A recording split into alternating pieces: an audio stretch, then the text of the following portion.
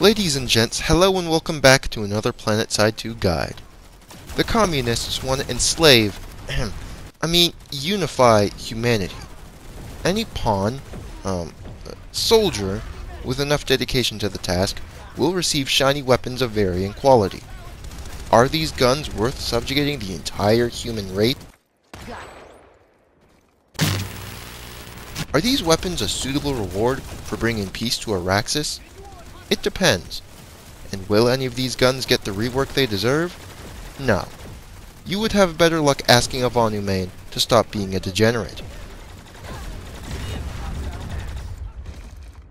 As the saying goes, bigger is better.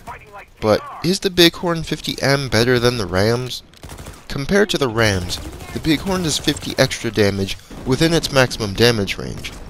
This means you can one-shot resist heavies up to 24 meters away, and one-shot shielded heavies within 70 meters instead of 46 meters. You can also one-shot nano-armor cloaked infiltrators from 112 meters away rather than 100 meters.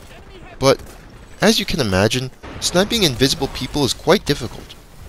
The Bighorn also enjoys a faster reload and a little more bullet velocity, which minimizes downtime and helps with shots at long range. But, because this is Planetside, the Bighorn has a stupid flaw. After 255 meters, the Bighorn can't one-shot anybody. The Rams can do this up to 300 meters away. The Bighorn's hipfire and minimap detection range are also worse, but that's a non-factor in the land of snipers.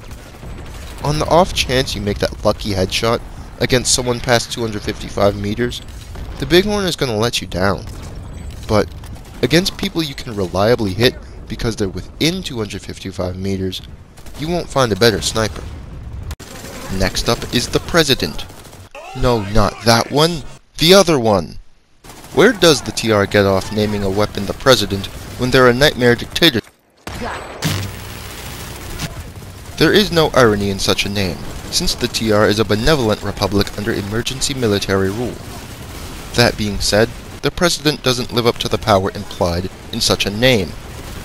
While the silencer doesn't reduce bullet velocity like it would on the repeater, it still increases the damage fall-off. The President also loses 3 rounds in each clip, trading this off for a slightly tighter cone of fire bloom while aiming. I'm not sure who thought this would be a good idea on a low-caliber pistol that goes through ammo like art students go through SSRIs. We don't even get a flashlight to help kill those weirdos known as stalker infiltrators, or a laser. Unless you're that dedicated to the Politburo, this gun is a waste of effort. If any president should be impeached, it's this one. Now for the Shuriken. Unfortunately for anime fans, it shoots bullets, not metal stars. As a shiny version of the mighty Pharmastus, it has built-in high-velocity ammo, extended mags, and a grip. Now I want you to pay close attention, because you may notice a pattern here. The grip is handy when you're too far away to hip fire, but at that range, you'll be at a disadvantage against other guns. Plus you don't need a grip, you just Araxtune 4 SMGs. Recoil shouldn't be an issue.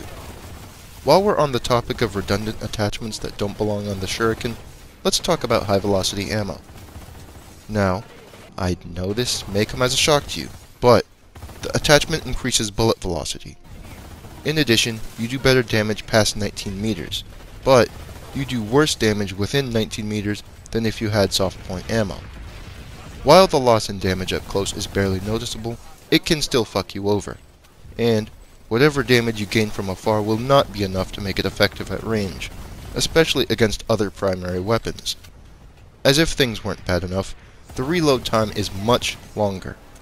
The only consolation is the extended mag. On a gun like this, you'll need every last bullet. The Shuriken is a decent gun, especially compared to other options, but its potential is held back by attachments it won't benefit from and shouldn't be using. They call it the Pharmastus for a reason. Use that instead. According to lore, this was not sanctioned for use on the field.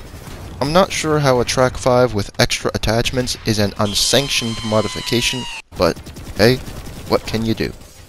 Regardless, the Track Shot is a Track 5 with soft point ammo, a laser, and underbarrel shotgun. The shotgun can one-shot people up close, but I swear to God, that thing runs on RNG alone. The laser and soft point ammo mean that you enjoy a crucial increase in effective range and hipfire accuracy. Keep in mind that you're adding this to a weapon that's already controllable up to medium range. As a directive weapon, the Trackshot does its job. It's a clear upgrade over the Track 5. Unfortunately, looking cool and having good attachments won't be enough to beat the Jaguar, Lynx, or Kindred.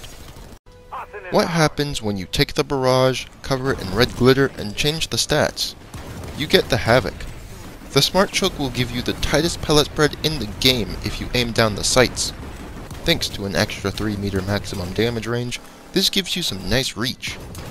Within 15 meters you're an upgraded Baron, but don't start running around like you have slugs.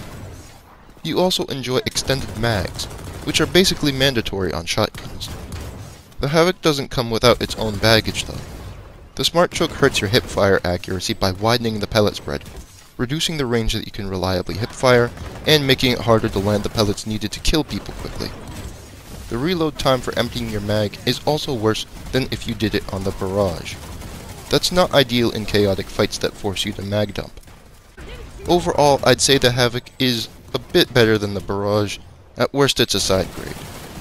But if you celebrate Pride Month early by religiously using shotguns, any other shotgun would be better. Loyalty until death. Strength in unity. That's right, you heard the man. The Unity is a cycler with soft point ammo and a grip. The lower recoil is nice, but the slower equip time is pretty inconvenient for medics who actually do their job. Swapping from your med tool or pistol takes longer, and can get you killed if you aren't careful in close quarters. Soft point ammo extends your maximum damage range for a tiny loss in bullet velocity. Overall, the Unity is a slight improvement over a dependable AR, and a good gun. Or, at least, I think it is.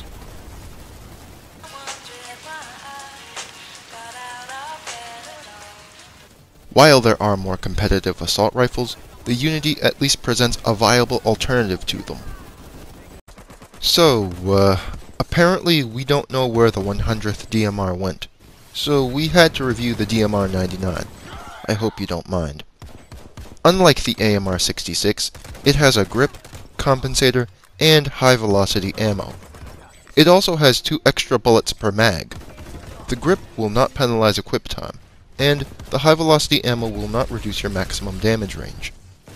While the compensator cuts down on recoil, it will make firing from the hip harder than it already is. Even though we know battle rifles aren't meant for hip fire, it won't be any less inconvenient. Overall, you have more accuracy, velocity, and damage from afar than the AMR. The extra 2 bullets let you kill more people. Well, theoretically anyway.